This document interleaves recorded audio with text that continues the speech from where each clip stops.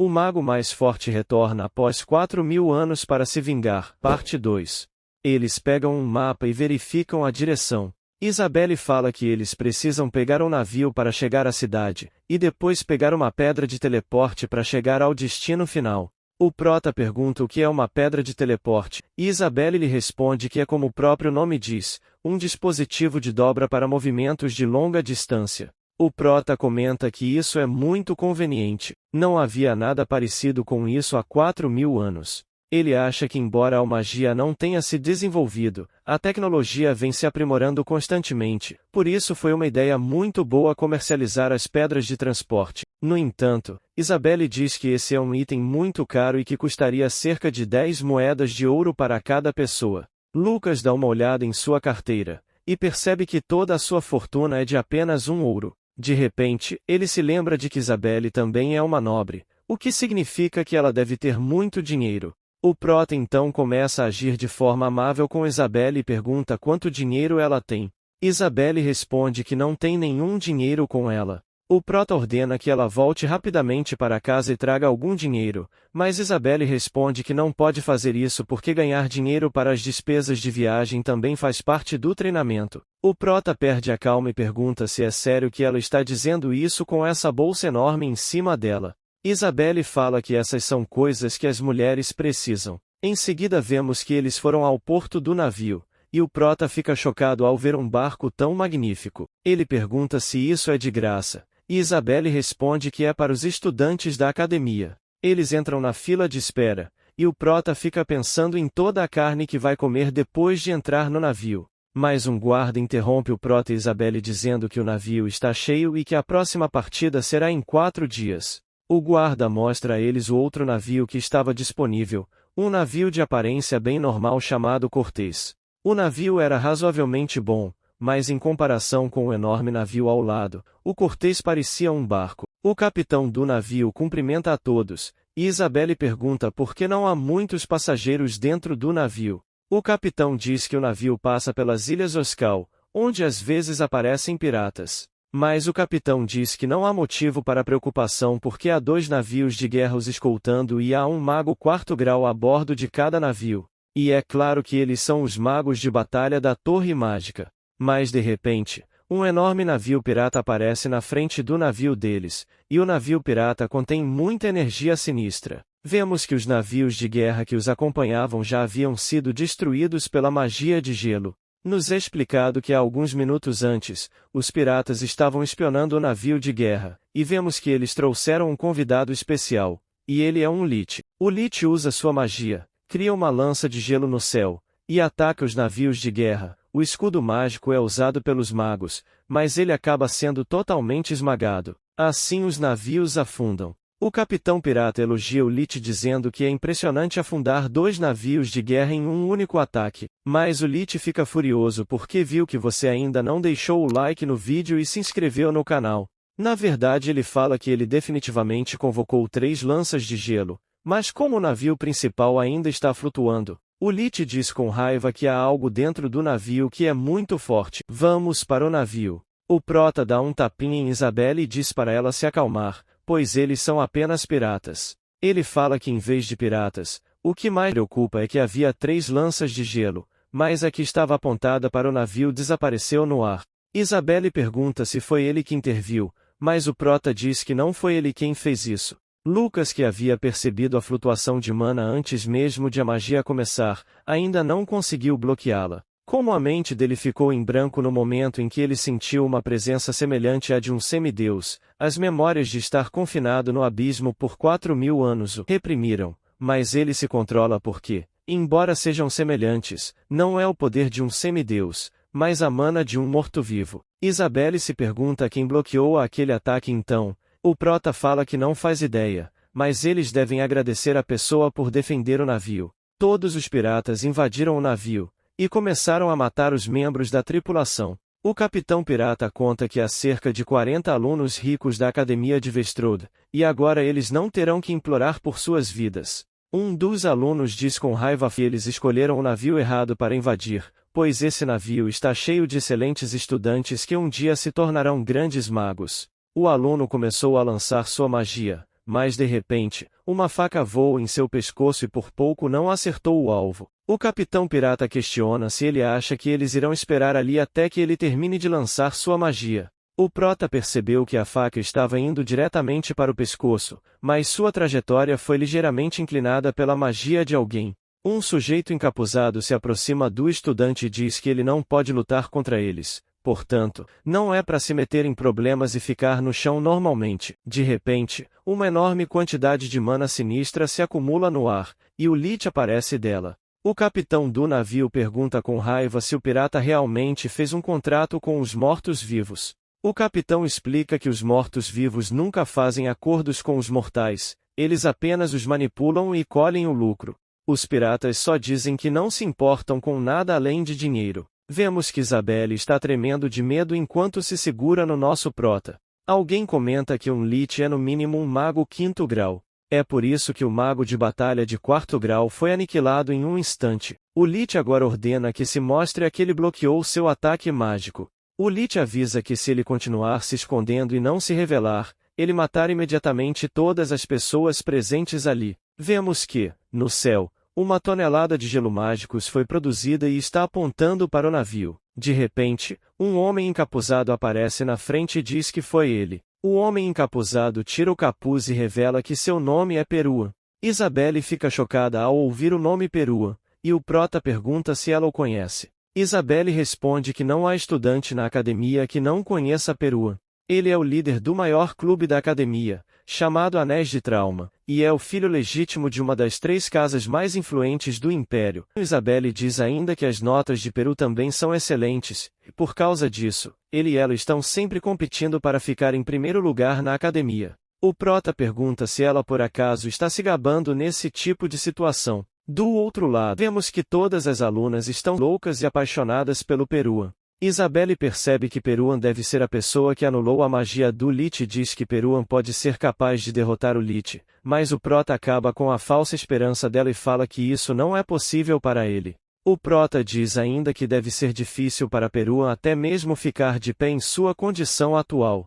O Lich é um mago 5 estrelas, e embora o Peruan pareça estar expelindo as impurezas do corpo, ele mal chegou ao 5º grau agora. O simples fato de ele ainda estar vivo depois de cancelar uma magia superior à sua própria força é um milagre. Isabelle está chocada e pergunta ao prota se ele está em um grau superior ao do Lich. O prota simplesmente responde que não. Por outro lado, Peruan estava pensando que não deveria ter escolhido esse navio. Peruan sabe que não pode enfrentar isso. Então, ele propõe ao capitão pirata que mantenha apenas ele como refém e deixe todos os outros alunos ir em troca à sua família. A Casa Junho pode pagar o dobro do valor que eles devem ganhar hoje. O pirata pergunta se o Peruan é idiota. Eles têm um Lich e poderiam pegar a quantia que ele oferece e depois pegar dinheiro dos outros também para lucrar ainda mais. Peruan fala que o pirata está certo, ele não é forte o suficiente para derrotar o Lich. No entanto, ele está bastante confiante de que poderia arrastar alguns piratas para a vida após a morte. O prota fica realmente impressionado depois de ver um espírito de luta forte em uma idade tão jovem. Mas de repente, o Lich ativa sua magia e fala que na idade do Peruan, a mana tem um sabor maravilhoso. Então ele absorverá a mana dele até a última gota e usará o corpo para criar um morto-vivo. Vemos que a mana sombria do Lich aprisionou completamente o Peruan. O capitão pirata ordena que seus subordinados levem cada um desses alunos para o navio deles. Vemos que os piratas estão atacando sexualmente as alunas. E um dos piratas voltam seus olhos para a garota super bela, Isabelle. Isabelle tenta se esconder atrás do prota, e o pirata zomba dele falando que não acha que esse galho possa satisfazer uma bela garota que nem ela. O prota olha para a direita e para a esquerda e pergunta ao pirata se o pirata está falando dele. O pirata fica muito irritado e ataca o prota, dizendo que as pessoas que falam muito sempre morrem primeiro. Mas de repente, o pirata é arremessado para longe com uma enorme onda de choque, fazendo o pirata cair diretamente no mar. Todos os alunos ficaram chocados ao ver que o eterno perdedor da academia, Frey, tinha acabado de matar um pirata. Peruan ficou muito impressionado com o que viu. O prota chutou seu oponente antes que a lâmina pudesse atingi-lo. Foi em uma velocidade tão incrível que até o Peruan mal conseguiu acompanhar. O prota dá um tapinha na cabeça de Isabelle e diz para ela não recuar e observar com cuidado. Nenhum deles é mais forte do que ela, a não ser o Lit. Os outros piratas presumiram que o estúpido caolho talvez tivesse tropeçado nos próprios pés porque estava com muito ânimo. O prota aparece de repente na frente do pirata, e lhe dá só um golpe. Ele fala que eles deveriam ter concordado quando Peruan tentou negociar porque, ao contrário dele, ele não é tão gentil e bondoso. O prota diz que nunca matou um humano antes, mas caras como eles não parecem humanos para ele. Assim começa a dar uma surra em todo mundo em grupos usando sua magia. Os alunos ficaram chocados ao ver que todos aqueles piratas não eram páreo para o eterno perdedor da academia.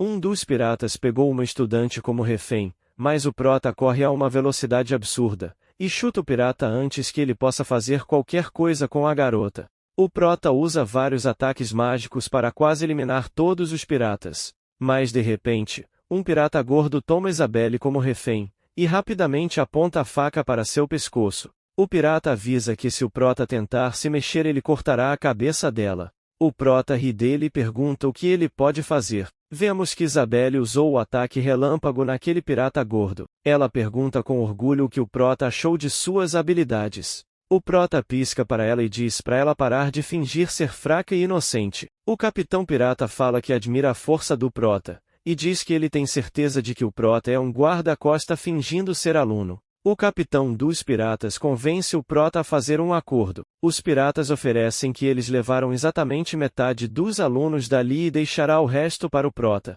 O prota olha em volta para os rostos chorosos dos alunos que estão gritando que não querem morrer.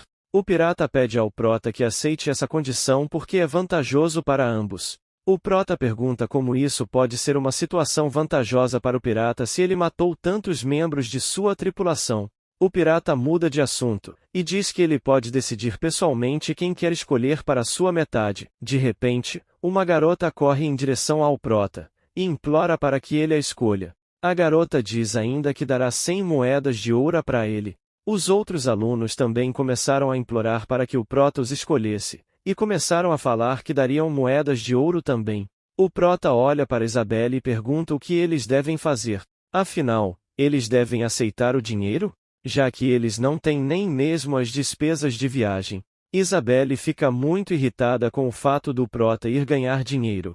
O prota começa a gritar que o lance mais alto é de 200 moedas de ouro. Quem quer dar um lance mais alto? Os alunos começaram a dar lances de 300 moedas. Em seguida, outro aluno deu um lance de 400 ouros. Isabelle pergunta com raiva por que ele está começando um leilão de repente. O prota interrompe seu ato e diz para eles saírem de perto dele, já que eles são pirralhos nojentos. Pirralhos que aprenderam a usar o dinheiro muito cedo, mas esse não é o próprio dinheiro deles. É o dinheiro que seus pais ganharam depois de trabalhar duro. O prota repreende eles e fala que eles são crianças que estão treinando para se tornarem magos apenas para salvar a própria pele. É assim que um mago age? O prota dá uma palestra que diz assim: ouçam, um mago é um herói que protege os fracos. Não importa quão ameaçadora seja a situação, um mago sempre salva os outros antes de si mesmo. Vemos que Isabelle começou novamente a suspirar pelo prota depois de ouvir essas palavras. Mas o prota pergunta quanto mesmo eles estão dispostos a pagar. Isabelle fica muito irritada e grita com ele questionando se ele é bipolar. O capitão pirata olha para o Lit e pensa que ele está tão silencioso quanto os mortos. Ele se pergunta se o Lit também não consegue vencer esse cara. De repente, o esqueleto fala para ele não pensar bobagens. Não há nenhum humano contra o qual ele não possa vencer.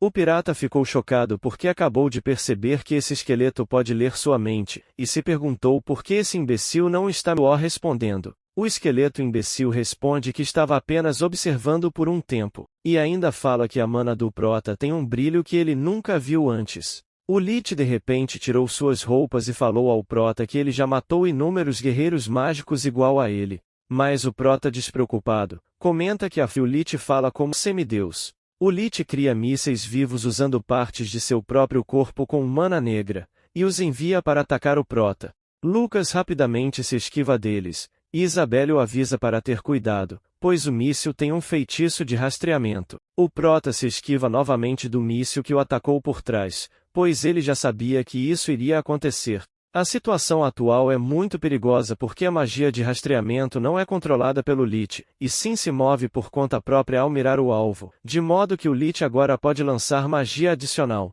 O Lich usa outra magia chamada Mão de Osso, e tanto a mão quanto os mísseis vivos atacam o Prota de todos os lados ao mesmo tempo, e uma enorme explosão acontece. Depois que a fumaça se dissipa, vemos que o navio foi destruído, mas o Prota não está em lugar algum. Peruan fica achando que o Prota perdeu a luta e pode ter morrido no último ataque, mas de repente, os mísseis vivos se voltam para seu próprio mestre. O Lich rapidamente cria um escudo para se proteger. Devido à perda de foco do ataque repentino, o feitiço aplicado ao Peruan também se rompeu. O Lich usa toda a sua força para destruir os mísseis vivos, mas ele se pergunta como isso aconteceu. Os mísseis vivos deveriam ter como alvo o guerreiro mágico de cabelo cinza. E quando o alvo morre, ele deve se extinguir. Então por que ele foi o alvo? Em instantes vemos que o Prota está parado bem atrás do Lich. Peruan e Isabelle ficam chocados ao ver ele vivo. O Prota atrás do Lich fala que ele fica mais bonito de costas porque ele não precisa ver essa cara feia dali. O Lich tenta atacar o Prota enquanto pensa que ele se esquivou de todos os ataques que vieram de todas as direções e apareceu instantaneamente atrás de si. O Lich acha que até ele é incapaz de fazer tal façanha, não é algo que um mero humano possa fazer. Isabelle pergunta ao Prota se ele está bem, e quando o Prota olha para ela e sorri, Isabelle de repente vê Lucas Trauma no lugar do Prota. De repente o Peruan grita dizendo para eles olharem para o céu. Vemos que o Lich vai lançar enormes lanças de gelo de uma vez. O Lich lança todas as lanças de gelo no navio, lamentando não poder absorver mana do Peruan. Mas vemos que uma enorme camada de escudo protegeu o navio de todos os ataques, e foi o Prota quem criou os escudos com apenas uma mão. Peruan fica totalmente impressionado e fala que isso era inacreditável.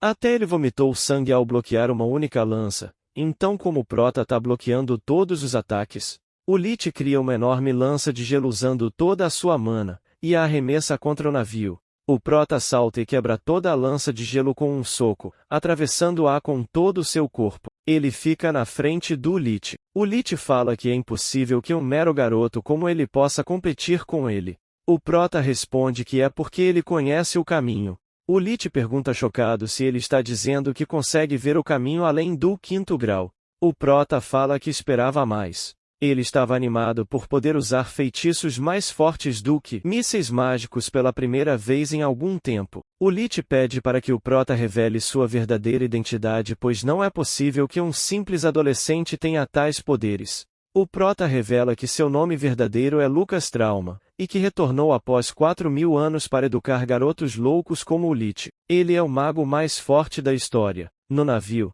Peruan e Isabelle estavam tentando ouvir a conversa, mas não conseguiam por causa da distância. O Lich grita que isso é um absurdo. Lucas Trauma já está morto. O Prota se teletransporta novamente para trás dele e afirma que de fato ele fica mais bonito de costas. Lucas faz um buraco no peito do Lich com sua mão e tira um coração brilhante. O coração era o recipiente vital de Lich. Enquanto ele permanecer intacto, Lich não morrerá. O Prota destrói os vasos vitais e o Lich se transforma em pó. O Peruan comenta que o Prota realmente derrotou o Lich tão facilmente. O Capitão Pirata fica se perguntando como o Lich morreu, e o Prota aparece de repente atrás do pirata e fala que não há mais nada para dizer, pois as negociações já foram terminadas. Todos eles vão morrer ali. Nos é mostrado que o pirata foi obliterado e seu braço também está faltando. No dia seguinte o navio chega ao seu destino. Depois de sair do navio, Peruan se aproxima do Prota e Isabelle e admira o poder do Prota,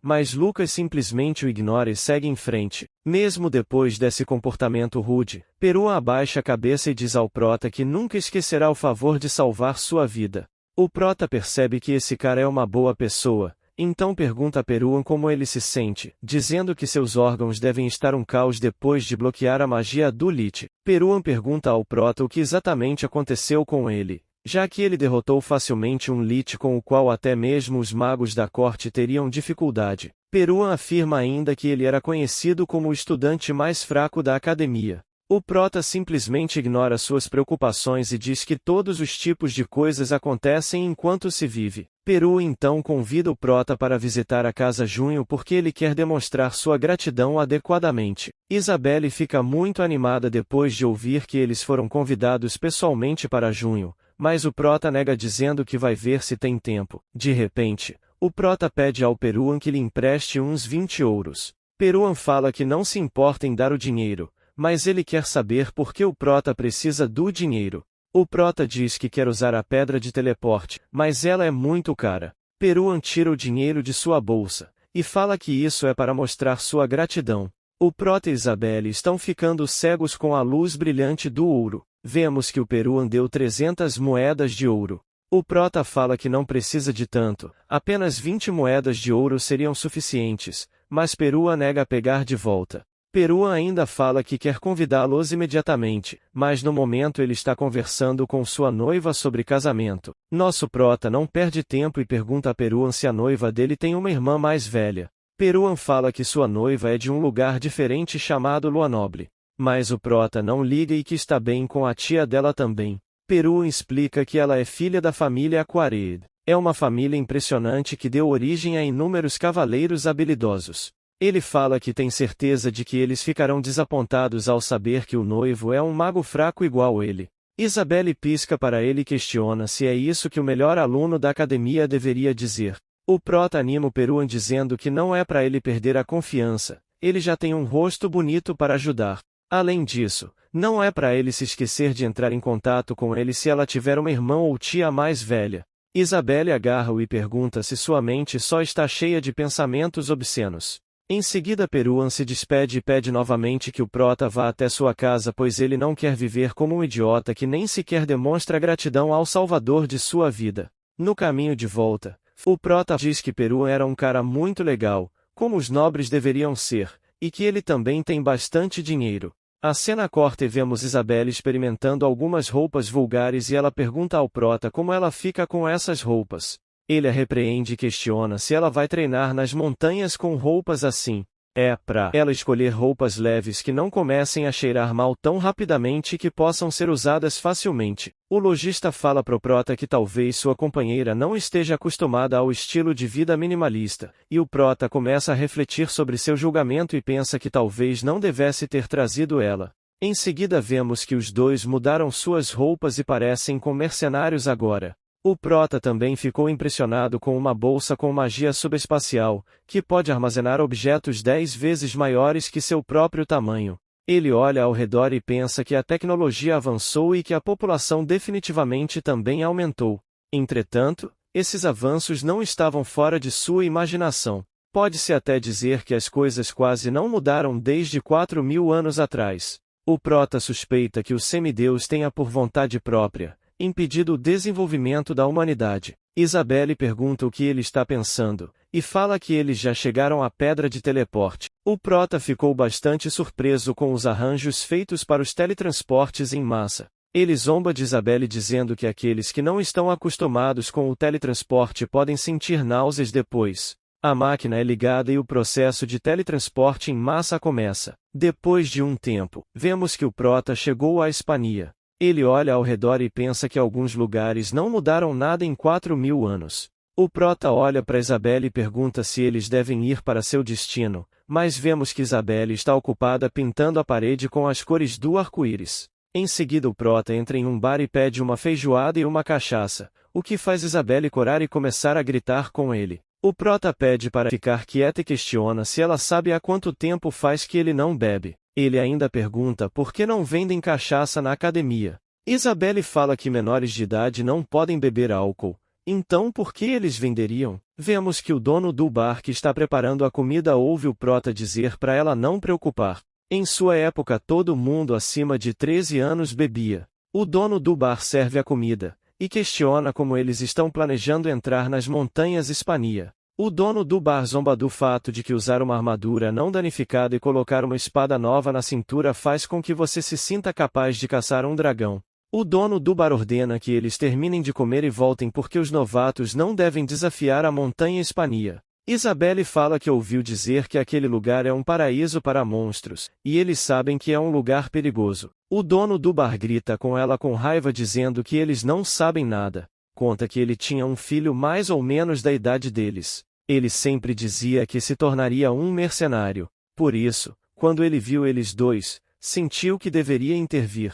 A Isabelle pergunta onde o filho está agora, e recebe a resposta de que ele morreu depois de entrar nas montanhas Hispania. O dono do bar diz ainda que seu filho estava escoltando uma mãe e uma filha que foram colher ervas medicinais. Somente a filha voltou viva e lhe contou sobre a morte do filho. O prota pergunta se o dono do bar pode os contar mais sobre os monstros que aparecem na cadeia de monstros. Depois de ouvir essa pergunta, o dono do bar coça a cabeça e fala que não vai conseguir dormir bem esta noite. O dono do bar pega o mapa e dá todos os detalhes sobre a montanha Hispania que ele conhece. O prota agradece e pergunta quanto custou a comida e a cachaça. O dono do bar fala que não há necessidade disso, ele aí colocar na conta do prota, então é para ele voltar vivo para o pagar. O prota agradece pela comida e fala que as salsichas especiais estavam realmente incríveis. Mas o dono do bar pede para ele não mentir, este lugar é conhecido por sua comida ruim, exceto pela cachaça.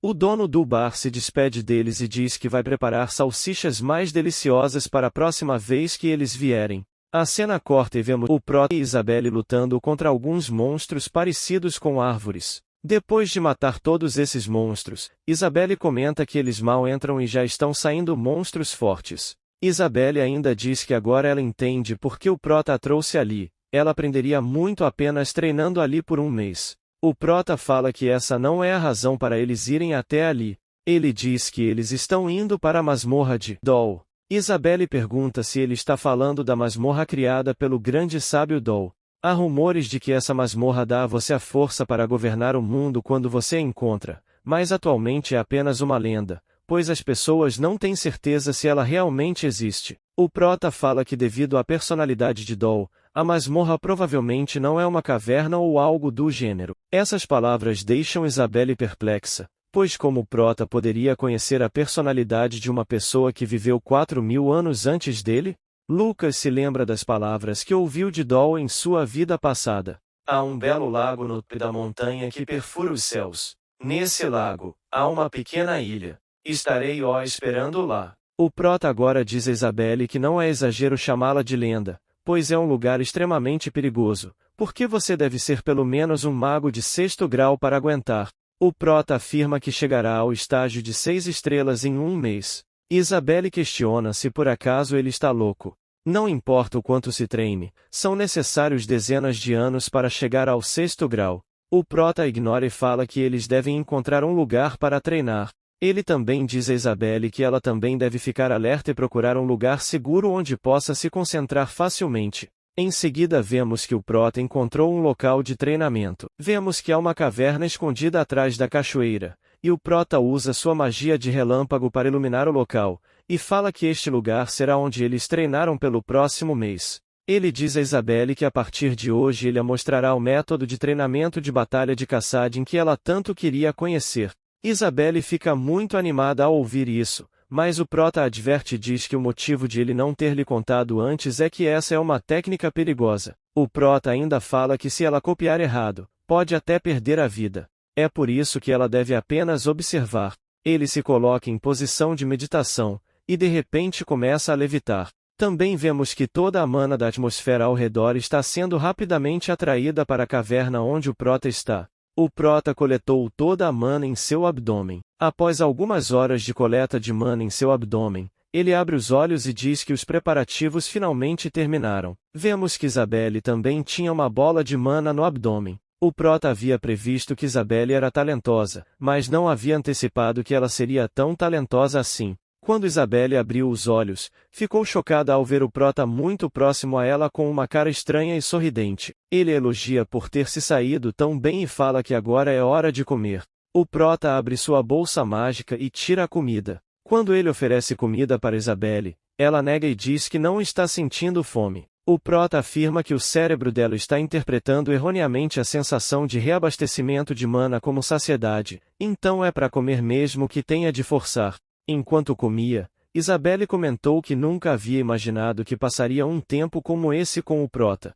Isabelle ainda disse que sempre observou ele e sua extraordinária força de vontade. Ele era apenas um aluno que sofria bullying, mas os olhos dela foram atraídos por ele. Ela não sabe bem como chamar isso, mas quando vê hoje em dia, ele parece uma pessoa diferente. O prota pergunta a Isabelle qual delas ela acha que é sua verdadeira versão. Isabelle ri e diz que as duas versões são obviamente iguais. Ela ainda fala que os humanos não mudam, eles apenas evoluem. De qualquer forma, ela agradece por essa mudança. Antes ele não teria trazido para treinar só eles dois. Isabelle começa a corar quando percebe que teria de passar um mês inteiro nessa caverna estreita com o prota. O mesmo entende o que ela está pensando e fala que não está interessando em garotinhas. Ele monta uma barreira mágica na entrada e diz que será muito chato se os monstros vierem enquanto eles estiverem dormindo. O prota se deita e fala que é o primeiro dia, portanto ela também deve dormir bastante. No dia seguinte, quando acordaram,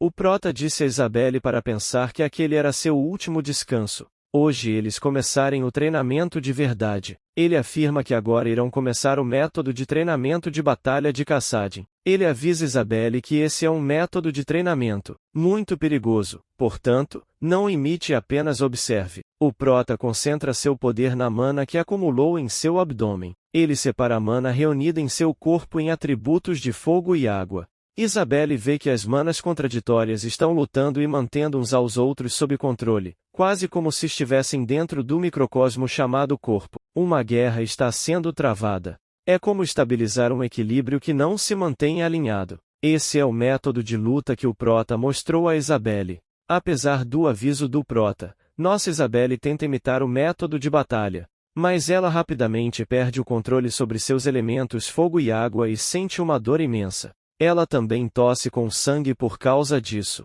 Ela ficou espantada ao pensar que o prota estava treinando com um método tão absurdo, como se ele estivesse simplesmente fazendo uma meditação pacífica. A cena corta e vemos que Isabelle agora está se banhando no lago, depois se limpa e seca o corpo ao sol. Após vestir algumas roupas, vemos que Isabelle estava colocando pedras no chão para contar quantos dias haviam se passado enquanto praticava nessas cavernas. 2 semanas já se passaram, e o prota não se moveu 1 centímetro sequer durante todo esse tempo. Depois de lavar a louça, Isabelle volta para dentro da caverna. Ela percebe que a mana começou a se materializar ao redor do prota, o que prova que alguém está prestes a se tornar mago de 6º grau, e Isabelle fica chocada porque ele foi capaz de alcançar o 6º grau em apenas 2 semanas. Isabelle também se senta ao lado dela e começa a reunir mana usando o método de batalha. 3 semanas se passaram e, como a mana se materializou em torno do prota, Isabelle também conseguiu absorver mana em um ritmo rápido. O equilíbrio de Isabelle se rompe repentinamente devido a uma leve falta de concentração. Isabelle agora está transbordando de mana e acha que esse é um método de treinamento muito extremo. Ela se pergunta se todos os seus ancestrais praticavam esse método pesado, o que explica por que os magos atuais são incapazes de atingir o nível dos magos do passado. De repente, Isabelle percebe que a barreira está se rompendo por causa de um intruso. O intruso é nada menos que uma fênix muito grande e forte. O prota acorda com toda essa agitação e diz que uma fênix veio o visitar. Isabelle ficou chocada ao ouvir isso e disse: "Essa não é uma criatura lendária e um animal divino?" Isabelle sabia que a montanha Espania abrigava todos os tipos de monstros, mas nunca pensou que também tinha uma fera divina. O prota explica que ela foi atraída pelo atributo fogo, e a mana do método de treinamento de batalha. Isabelle o alerta para ele não chegar perto dela. As feras divinas não podem ser domadas por humanos. O prota olha para ele e pergunta se ela vai simplesmente ficar olhando. Afinal, não veio aqui para pedir ajuda? A fênix abaixa a cabeça nas mãos do prota como um pássaro muito obediente. Surpresa, Isabelle pergunta ao prota como ele consegue tocar a pena de fogo dela sem se queimar. O prota responde que é porque ela não demonstra hostilidade contra ele. Ele aponta para o corpo da fera e fala para Isabelle não se deixar se enganar pelo fato de ser uma fera divina. Se observar com cuidado, ela tem um ferimento profundo feito por uma garra grande. Seu coração quase foi arrancado. É um milagre que ainda esteja viva.